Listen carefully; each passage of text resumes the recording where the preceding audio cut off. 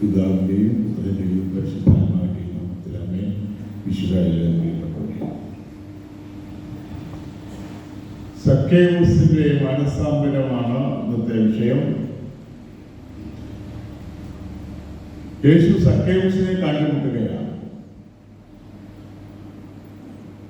പ്രവാചകനായ യേശു ജെറിക്കോയിലൂടെ കടന്നു പോവുകയായിരുന്നു. കടന്നു പോകുമ്പോൾ യേശുവിനെ ഒരു നോക്ക് കാണാൻ അതിയായിട്ട് ആഗ്രഹിച്ച വ്യക്തിയാണ് സക്കേവൂസ്. കൂടുതൽ ആളുകൾ ഉണ്ടായതുകൊണ്ട് പുറകിൽ നിന്ന് കഴിഞ്ഞാൽ യേശുവിനെയും കാണാൻ പറ്റുകയില്ല. യേശുവിന്റെ കൂടെ ശിഷ്യന്മാരുണ്ട്. അതുകൊണ്ട് സക്കേവൂസ് ഒരു മാർഗം സ്വീകരിക്കുകയാണ്. അവിടെ ഉണ്ടായിരുന്ന സിക്കമോർ മരത്തിൽ കയറി അവിടെ ഇരുന്നു. അപ്പോൾ സുഖമായിട്ട് കാണാം. അപ്പോൾ യേശു ഇത് മനസ്സിലാക്കി. അപ്പോൾ തന്നെ കാണാൻ വേണ്ടിയിട്ട് മരത്തിൽ കയറുന്ന സക്കേവൂസിനോട് അടുത്ത് ചെന്നപ്പോൾ യേശു പറഞ്ഞു, നീ ഇറങ്ങി വരാം. ഇറങ്ങി വന്നപ്പോൾ യേശുവായിട്ട് സംസാരിക്കുകയാണ്. ഞാൻ നിന്റെ വീട്ടിൽ താമസിക്കേണ്ടിയിരിക്കുമെന്ന് പറഞ്ഞ് സക്കേവൂസിന്റെ ഭവനത്തിലേക്ക് പോവുകയാണ്. അതാണ് ഇന്നത്തെ വിചിന്തനത്തിന് വിഷയമായിട്ട് വിശുദ്ധ ലൂക്കായുടെ സുവിശേഷം നമുക്ക് ലഭിച്ചിരിക്കുക. സമ്പത്ത് പലപ്പോഴും കലകൾക്ക് കാരണമാകാറുണ്ട്. ബന്ധുജനങ്ങൾ തമ്മിൽ കലഹിക്കാറുണ്ട് സമ്പത്തിന്റെ പിന്നില്. ഈ സമ്പത്താരും കൊണ്ടുപോകുന്നില്ല, ഇതെല്ലാം ഇവിടെ ഇട്ടിട്ട് പോകണം. അതാണ് ലേഖനത്തിൽ പറയുന്നത്. ഇതൊക്കെ അറിയാമെങ്കിലും സമ്പത്ത് പങ്കുവയ്ക്കുമ്പോൾ മര്യാദയായിട്ട് പങ്കിടുന്നവരുണ്ട്. ഓരോരുത്തർക്കും അവകാശപ്പെട്ടത് കൊടുക്കാനായിട്ട് സന്മനസ്സുള്ളവരുണ്ട്. ആക്രാന്തത്താൽ ഇതെല്ലാം കൂടെ സ്വരൂപിച്ചു വെക്കുന്നവരുണ്ട്. സഹോദരങ്ങൾക്ക് കൊടുക്കാതിരിക്കാനായിട്ടുള്ള യുക്തികള് കാര്യങ്ങളൊക്കെ നോക്കുന്നവരുണ്ട്. മൊത്തം തട്ടിയെടുത്തവരുണ്ട്. ഉൽപ്പത്തി പുസ്തകം 13:1-11 അബ്രാഹമും ലോത്തും അവർക്കുണ്ടായിരുന്ന സമ്പാദ്യങ്ങളെല്ലാം പങ്കിടുകയാണ്. അബ്രാഹത്തിന്റെ അനിയനാണ് ലോത്ത്, നിങ്ങൾക്കറിയാം. അപ്പോൾ അവര് അബ്രാഹം പറഞ്ഞു, ഇനിയും കൊടുത്തു കഴിഞ്ഞാൽ ഒന്നിച്ചു നിന്നാൽ ഇനി കലഹത്തിന് കാരണമാകും. ഇന്നത്തെ സമ്പത്ത് എന്ന് പറയുന്ന ആടുമാടുകളാണ്. അവയെ തീറ്റാനായിട്ട് സ്ഥലങ്ങൾ വേണം. അവയ്ക്ക് കുടിക്കാൻ കൊടുക്കാനായിട്ട് ജലം ആവശ്യമുണ്ട്, മുച്ചെടികൾ ആവശ്യമുണ്ട്. അതുകൊണ്ട് പറഞ്ഞു, നിനക്ക് ഏത് സ്ഥലമാണ് വേണ്ടത്? നീ നിനക്ക് വലത്തുഭാഗത്ത് പോകണമെങ്കിൽ അങ്ങാ പോയിട്ടില്ല, നീ തിരഞ്ഞെടുക്കുക. ഇടത്തുഭാഗത്താണെങ്കിൽ നീ തിരഞ്ഞെടുക്കുക. അപ്പോൾ നീ തിരഞ്ഞെടുത്ത് കഴിഞ്ഞ് ബാക്കിയുള്ളത് എനിക്ക് കിട്ടിയാൽ മതി. ഫസ്റ്റ് പ്രിഫറൻസ് നിനക്കാണ്. പഞ്ചന് തിരഞ്ഞെടുക്കാനായിട്ടുള്ള അവകാശം കൊടുക്കുകയാണ്. അത് വളരെ മര്യാദയോടുകൂടി അബ്രാഹം പ്രവർത്തിക്കുകയാണ്. എന്നാൽ തെരഞ്ഞെടുത്ത ലോത്തിനെ പറ്റി പിന്നീട് നമ്മൾ ബൈബിളിൽ പറയുന്നത് തെരഞ്ഞെടുത്തു, അവർ ഇഷ്ടമുള്ളതൊക്കെ എടുത്തു. പക്ഷെ ലോത്തിന്റെ അധപ്പതനം പിന്നീട് വചനത്തിൽ നമ്മൾ കാണുന്നുണ്ട്. ലോത്തിന്റെ ഭാര്യ ഉപ്പുകളായിരുന്നു, സ്വതന്ത്രമായൊക്കെ നമ്മൾ ബൈബിളിൽ വായിക്കാം. 1 തിമോത്തിക്കുള്ള ലേഖനത്തില് പൗലോസ് 6:3-10 പറയുന്നുണ്ട്, നാം ഈ ലോകത്തിലേക്ക് ഒന്നും കൊണ്ടുവന്നില്ല, ഇവിടെ നിന്നൊന്നും കൊണ്ടുപോകാൻ നമുക്ക് സാധിക്കുകയില്ല. അപ്പോൾ എല്ലാവരും വന്നതുപോലെ ഒക്കെ പോകും. അതാണ് ജീവിതത്തിന്റെ നിയമം എന്ന് പറയുന്നത്. ഇവിടെ സമ്പത്തുള്ളവരില്ലാത്തതൊക്കെ ആരുടെ മണ്ണ് മതി. കുറെ ദിവസങ്ങൾ കഴിയുമ്പോൾ ആരുടെയും മണ്ണില് പിന്നെ അസ്ഥികൾ മാത്രം അവശേഷിക്കുന്നു. നമ്മുടെ എല്ലാവരുടെയും കാര്യം അങ്ങനെ തന്നെയാണ്. നമ്മുടെ പണമോ സ്വർണമോ സമ്പാദിച്ചതോ ഒന്നും എല്ലാം കൂടെ പൊക്കിക്കൊണ്ട് ട്രെയിനിൽ കയറി കൊണ്ടുപോകാനായിട്ട് പറ്റുകയില്ല. നാം ഈ ഭൂമിയില് മണ്ണായിട്ട് തീരുന്നു. പിന്നെ കുറെ അസ്ഥികൾ അവശേഷിക്കുന്നു. കുറെ വർഷങ്ങൾ കഴിയുമ്പോൾ അതും ലഭിച്ചു പോകുന്നു. ഇതാണ് മനുഷ്യ ജീവിതത്തിന്റെ അനുഭവം. അതുകൊണ്ട് ഈ ലോകത്തിലേക്ക് ഒന്നും കൊണ്ടുവന്നില്ല, ഇവിടെ നിന്ന് കൊണ്ടുപോകാൻ നമുക്ക് സാധിക്കുകയുമില്ല എന്ന് തിമോത്തിയുടെ ലേഖനത്തിൽ പൗലോസ് ഓർമ്മിപ്പിക്കുകയാണ്. പിന്നെ ഒരു കാര്യം കൂടി പറയുന്നത്, ധനമോഹമാണ് എല്ലാ തിന്മകളുടെ അടിസ്ഥാന കാരണം. എല്ലാ തിന്മകളുടെ അടിസ്ഥാന കാരണം ധനമോഹമാണ്. പഴയ കാലങ്ങളിൽ യുദ്ധങ്ങൾ ഉണ്ടായിരുന്നു. യുദ്ധത്തിന് വേണ്ടി ആക്രമിച്ച് കീഴടക്കി അവിടെ ഉണ്ടായിരുന്ന രാജാക്കന്മാരുടെ സമ്പത്തും സ്വർണവും ഒക്കെ കീഴ്പ്പെടുത്തുക, ഇതെല്ലാം തട്ടിക്കൊണ്ടുപോവുക, ഇങ്ങനെയുള്ള പല കാര്യങ്ങളുമാണ് നടന്നിരുന്നത്. നമ്മുടെ ഇന്ത്യയിലെ ചില അമ്പലങ്ങളിൽ വലിയ സമ്പത്തുണ്ടായിരുന്നു. ആക്രമണക്കാനായിട്ട് വന്നവർ ആ സമ്പത്തെല്ലാം കൊല ചെയ്തുകൊണ്ട് പോയി എന്നുള്ളത് ചരിത്രമാണ്. അതുപോലെ ജെറുസലേം ദേവാലയത്തിലേക്ക് അത് ആക്രമിച്ച് അസീറിയക്കാരും ബാബിലോണിയക്കാരും ഒക്കെ അവിടെ വന്ന് അവിടുത്തെ ദേവാലയത്തിൽ സൂക്ഷിച്ചിരുന്ന വെള്ളിയുടെയും സ്വർണത്തിന്റെ ഉൾപ്പെടികളൊക്കെ അവര് ഇതെല്ലാം കവർന്നുകൊണ്ടുപോയി. അതും ചരിത്രമാണ്. ഈ മനുഷ്യന് മഞ്ഞലോകത്തോടൊരു താല്പര്യമുണ്ട്. മഞ്ഞലോകം കഴുത്തിലിട്ടുകൊണ്ട് നിഗളിച്ച് നടക്കുമ്പോൾ ബൈക്കിൽ വന്ന് കള്ളന്മാർ പൊട്ടിച്ചുകൊണ്ടു പോകുന്നതും ഇക്കാലത്തെ ഒരു ജീവിത ശൈലിയാണ്. അങ്ങനെ പോയവരുടെ ആലപ്പുഴയില് സ്വർണ്ണമാലയൊക്കെ പൊട്ടിച്ചുകൊണ്ട് ബൈക്കിൽ പോകുമ്പോൾ ബൈക്ക് മറിഞ്ഞ് വീണോ ഇടിച്ചോ മരിച്ചു എന്നത് ഒരിക്കലും വായിക്കുകയുണ്ടായി. അപ്പോൾ ആർത്തിയാണ് കള്ളന്റെ പണി മറ്റുള്ളവനെ അതിക്രമിച്ച് തട്ടിയെടുത്ത് അങ്ങനെ പണക്കാരനാവുക, അടിപൊളിയാക്കി ജീവിക്കുക എന്നുള്ളതാണ് കള്ളനെ സംബന്ധിച്ചിടത്തോളം അവന്റെ ജീവിത ലക്ഷ്യം എന്ന് പറയുന്നത്. ലൂക്കായുടെ സുവിശേഷത്തിൽ കരുണയുടെ സുവിശേഷം നൽകുന്നത്. കരുണയുടെ സുവിശേഷം എന്ന് പറയാൻ കാരണം ഈശോയുടെ കരുണ അനുഭവിക്കുന്ന പല ഉപമകളും യേശു പറഞ്ഞത് രേഖപ്പെടുത്തിയിരിക്കുന്ന വിശുദ്ധ സുവിശേഷത്തിനാണ്. ധൂർത്തപുത്രന്റെ ഉപമ. ധൂർത്തനായ പുത്രൻ എല്ലാം നശിപ്പിച്ച് കടന്നു വന്നു കഴിഞ്ഞപ്പോൾ അവനെ കൈനീട്ടി സ്വീകരിക്കുന്ന പിതാവിന്റെ സ്നേഹം, സ്വർഗീയ പിതാവിന്റെ മാതൃകയാണ് ആ പിതാവ്. രണ്ടാമതായിട്ട് കാണാതെ പോയ ആട്. 100 ആടുള്ളവന് ഒരാൾ പോയി കഴിഞ്ഞാൽ പോട്ടെ, ചെന്നായി പിടിച്ചതാണെന്ന് വെച്ച് ഉപേക്ഷിക്കാതെ അതിനെ തേടി ഇതിനെ കണ്ടുകിട്ടുമ്പോളം അലഞ്ഞു നടക്കുന്ന നല്ല ഇടയന്റെ രൂപമാണ് ഈശോ അവതരിപ്പിക്കുന്നത്. അതുപോലെ നാണയത്തിന്റെ കാണാതെ പോയ നാണയം, അതിന്റെ കാര്യവും ഈശോയെ സൂചിപ്പിക്കുന്നുണ്ട്.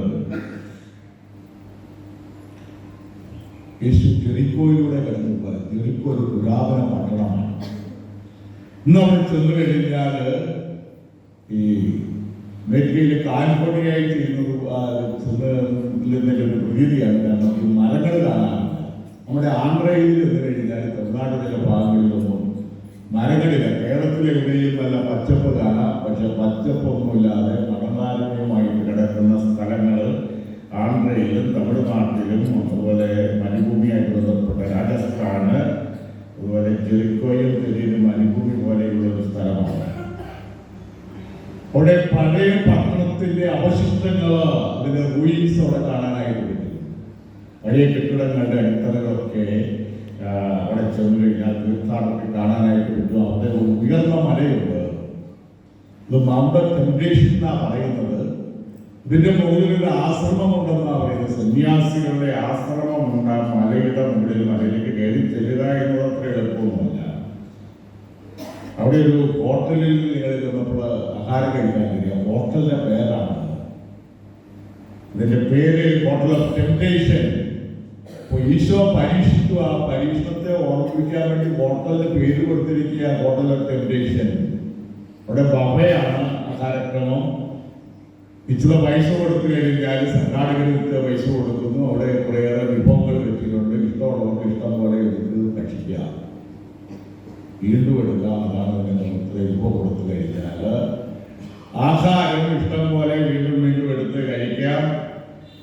മനുഷ്യർ കഴിക്കുന്നതിന് പരിധി ഉള്ളതുകൊണ്ട് അവരുടെ അവിടെ വെച്ചിരിക്കുന്ന ആഹാരമൊന്നും തീരുമെന്നായിരുന്നു പേടിക്കേണ്ട കാരണമല്ല.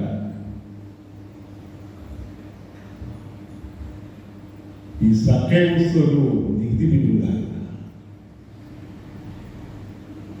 ജെറിക്കോ ഒരു പട്ടണമാണ്, പ്രധാനപ്പെട്ട കേന്ദ്രങ്ങളിൽ ഒന്നാണ്. അതുകൊണ്ട് അവിടെ പല നികുതികളുണ്ട്. ഒന്ന്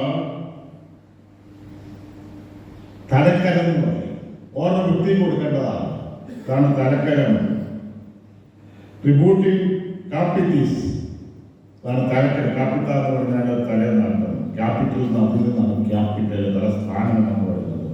ഇവരെ കാർഷിക നികുതി കൃഷിക്കാരൻ നികുതി കൊടുക്കണം, സഞ്ചാര നികുതി, ഇങ്ങനെ പലതര നികുതികളുണ്ട്. ഒരു നിശ്ചിത സംഖ്യ റോമിനെ ഏൽപ്പിക്കേണ്ടതുണ്ട്.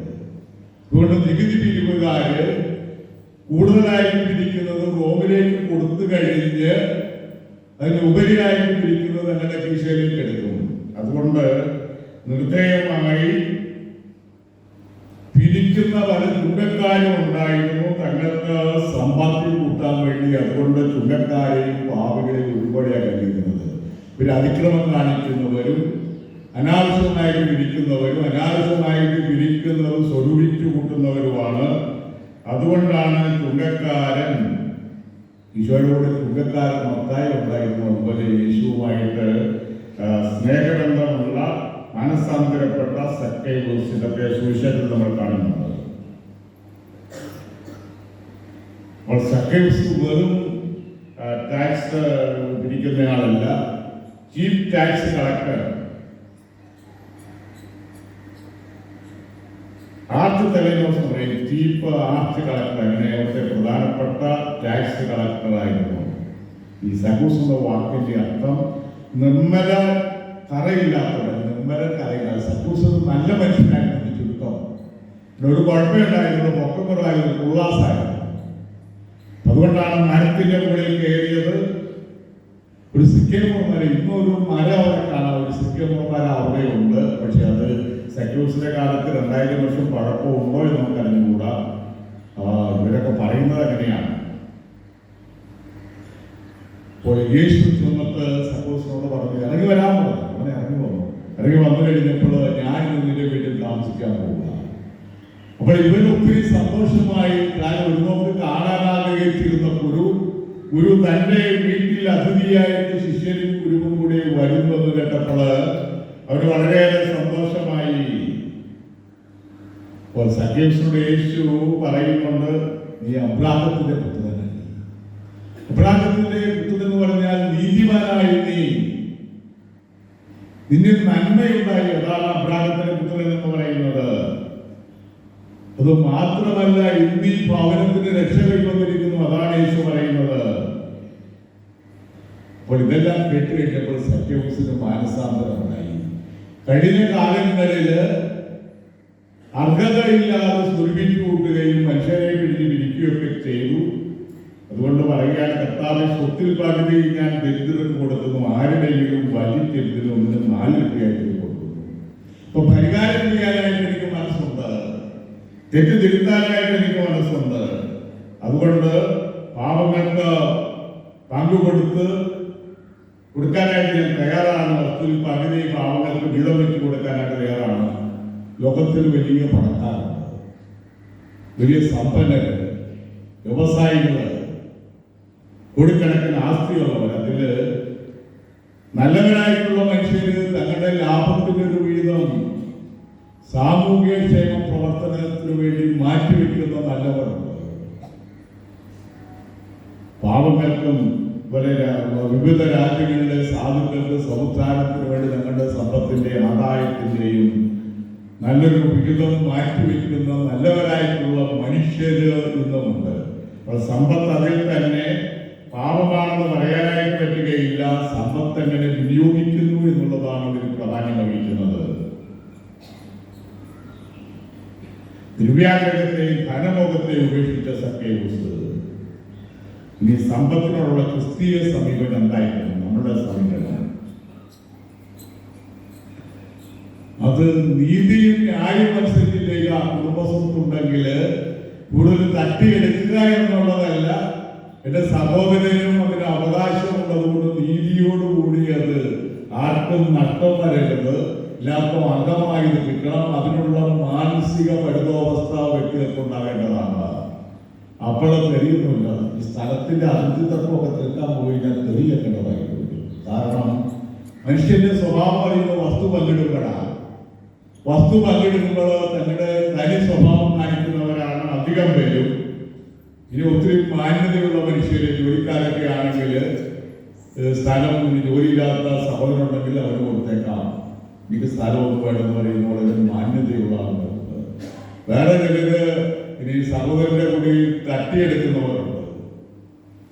ഒരിക്കലൊരു മനുഷ്യൻ എൻ്റെ അടുത്ത് വന്ന് പറഞ്ഞു, ഇയാളൊരു സഹോദരൻ ജ്യേഷ്ഠൻ ഒരു ജോലിക്കാരൻ, അയാളുടെ ഭാര്യയ്ക്ക് ജോലിയുണ്ട്. ഇവിടെ സമ്പത്തെല്ലാം അപ്പനെ സ്വാധീനിച്ചിട്ട് എഴുതി ഇയാളുടെ പേരിലായി. ഈ മനുഷ്യൻ താമസിക്കുന്നത് ഒരു കല്യാണമൊക്കെ എങ്ങനെയോ കഴിച്ചു, സമ്പത്തൊന്നും ബാക്കിയുള്ളവർക്കൊന്നും കൊടുത്തില്ല ആ ജോലിക്കാരൻ. എന്നിട്ട് ഭാര്യയുടെ വീട്ടിൽ ഭാര്യയ്ക്ക് വലിയ സമ്പത്തൊന്നുമില്ല, അവിടെ ഇങ്ങനെ 5 ദിവസം താമസിക്കുക. 5 ഏക്കർ സ്ഥലമുള്ള കുടുംബസ്വത്തുള്ള മനുഷ്യന് ഒന്നും കൊടുത്തില്ല. ഇതെല്ലാം അനർഹമായിട്ട് അപ്പഴിൽ നിന്നും അടിച്ചു മാറ്റിയ ജോലിക്കാരനായ തിരുവ്യാഗിരി. അതാണ് മനസ്സിലാക്കുന്നത്. തട്ടി എടുത്താല് പൊട്ടിത്തെറിയുമ്പോൾ കേട്ടിട്ടില്ല. ഇതൊന്നും അന്തരതലമുറകൾ അനുഭവിക്കാനായിട്ട് ഉതകുകയില്ല എന്നുള്ളത് യാഥാർത്ഥ്യമാണ്. അതുകൊണ്ട് അന്യായമായിട്ട് നമ്മൾ സമ്പാദിച്ച അനന്തര തലമുറയ്ക്ക് കൊടുക്കാമെന്ന് വെച്ചാൽ അവൻ മയക്കുമരുന്നിനോ അഡിക്റ്റോ കളവ് കൂടിയതോ പോക്രിയൊക്കെ ആയി കഴിഞ്ഞു കഴിഞ്ഞാൽ ഇതൊക്കെ നശിപ്പിക്കാനായിട്ട് അധിക കാലഘട്ടം വേണ്ട. അതുകൊണ്ട് അനീതിയായിട്ട് നമ്മൾ ചെയ്യാതിരിക്കുന്നതാണ് നല്ലത്. ദൈവമെല്ലാം കാണുന്നുണ്ട് എന്ന് നമ്മൾ ചിന്തിക്കുക. ദശാംശം കൊടുക്കുക. നമ്മുടെ ജീവിതത്തിൽ നമ്മുടെ കഴിവനുസരിച്ച് ദശാംശം കൊടുത്തുകൊണ്ടിരിക്കുക. ഉള്ളതിലേറെ കൊടുക്കുന്നത്, ഉള്ളതിൻ്റെ ഒരു വിഹിതം കൊടുക്കുന്നത് നല്ലതാണ്. അതുപോലെ ലളിത ജീവിതം, ആഡംബരപ്രദമാണ് മനുഷ്യർക്ക്. വസ്ത്രത്തിലും അതുപോലെ സ്വർണത്തില്. അപ്പൊ അതിലൊരു അരിസ്റ്റോട്ടൽ തോമസ് അക്വിനാസ് വിശുദ്ധം പറയുന്നത് മീഡിയം സ്ഥാപൂസ് എല്ലാത്തിനും ഒരു മധ്യത്തിൽ ആയിരിക്കും. മധ്യത്തിൽ പറഞ്ഞാൽ പിടിക്കാനുള്ളതല്ല. നമ്മുടെ സമീപനം എല്ലാം പൂർത്തടിക്കുന്ന സ്വഭാവമായിരിക്കരുത്, വിശുദ്ധനുമായിരിക്കരുത്. അതിൻ്റെ ഒരു മധ്യത്തിലാണ് നമ്മുടെ ജീവിത ശൈലി കെട്ടിപ്പടുക്കേണ്ടത്. 1 Timothy 6:10 ഇന്നത്തെ വായനയിൽ എല്ലാ തിന്മകളുടെയും താഴ്വേലി ധനമോഹമാണ്. തീവ്രമായ ധനമോഹം നിമിത്തം ചിലർ വിശ്വാസത്തിൽ വ്യതിചലിക്കുകയും തങ്ങളുടെ ഹൃദയത്തെ ക്ഷതമേൽപ്പിക്കുകയും ചെയ്തിട്ടുണ്ട്. ഇത് മാത്രമല്ല, ഇതിൽ പറയുന്ന എല്ലാ തിന്മകളുടെയും താഴ്വേലി ധനമോഹമാകുന്നു. തീവ്രമായ ധനമോഹ നിമിത്തം ചിലർ വിശ്വാസത്തിൽ വ്യതിചലിക്കുകയും തങ്ങളുടെ ഹൃദയത്തെ ക്ഷതമേൽപ്പിക്കുകയും ചെയ്തിട്ടുണ്ട്.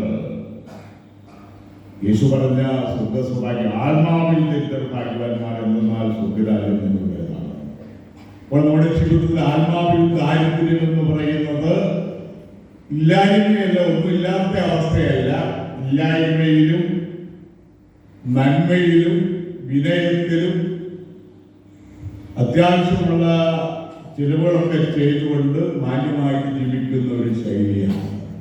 കൂർത്തടിക്കുന്ന ശൈലിയല്ല, കിട്ടുന്നതെല്ലാം മദ്യപിച്ച് തകർക്കുന്ന ശൈലിയല്ല. മാനമായിട്ട് ജീവിക്കുക, മക്കളെ പഠിപ്പിക്കുക, സഹായം വഹിക്കുന്നവർ നമ്മുടെ സാമ്പത്തിക സ്ഥിതി അനുസരിച്ച് വ്യയം ചെയ്യുക, സഹായിക്കുക. അങ്ങനെ ചെയ്യുമ്പോൾ നമ്മുടെ സമ്പത്ത് അനുഗ്രഹമായിട്ട് മാറും. പിതാവിനെയും